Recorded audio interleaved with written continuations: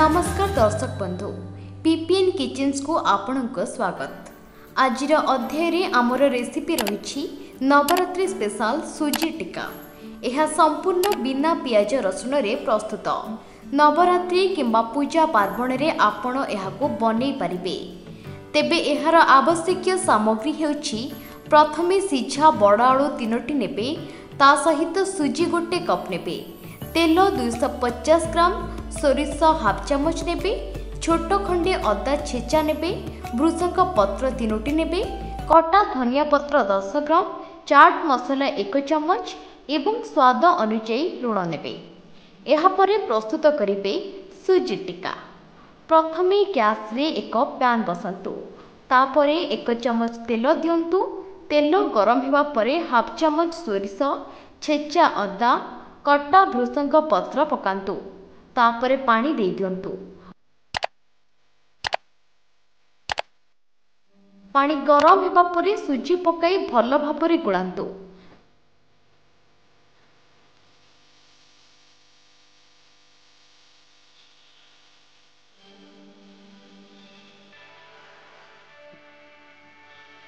भलकी गोळेई हेबा परे पूर्वरु रखिथिबा सिझा आलू को भल भाबरे चकटी सुजी सहित मिसाई गोळांतु।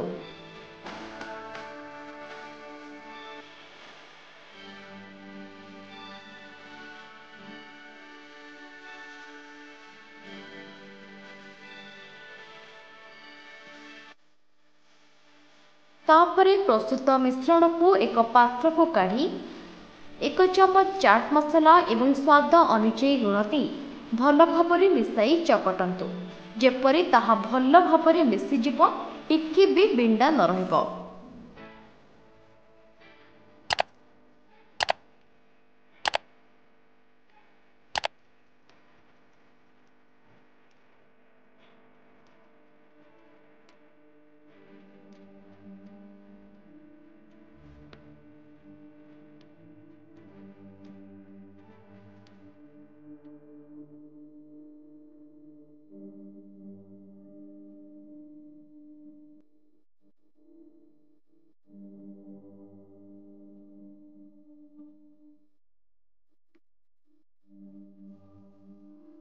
एहा परे बेलना पेड़ी रे अल्प तेल दे पूर्व मिश्रित को बेली गोटे गोल शेप कर दियंतु।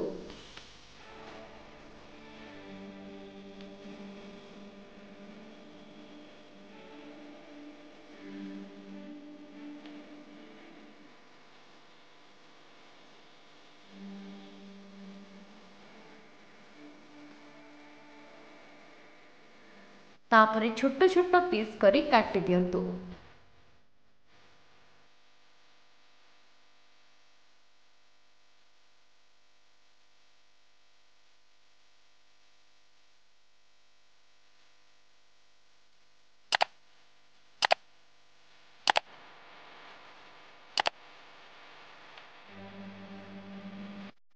एहा परे गैस रे कड़ाई बसाई 2 कप तेल दियंतु और मध्यम आंच रे तेल को गरम करंतु।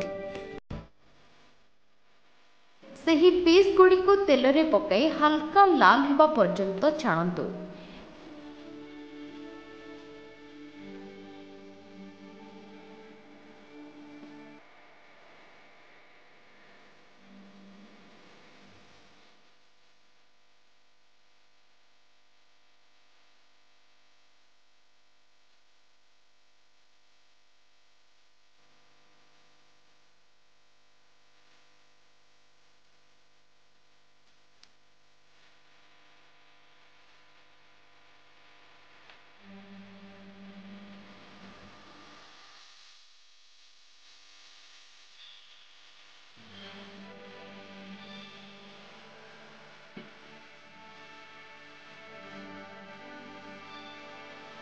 एहा परे कटा धनिया पत्र, चाट मसला एवं आपणकर पसंद अनुसार सॉस दे सर्व करंतु।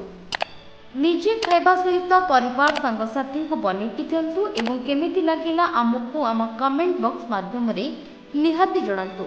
एवं जदि आम वीडियोटी आपनको भल लागिछि ताहेले अनेक मात्रा रे शेयर करिकी ढेर सारा भल पाइबा दियंतु। पुणी नहीं आसबु आगामी अध्याय रे ଏମିତି କିଛି ଚଟପଟା ରେସିପି ସହିତ।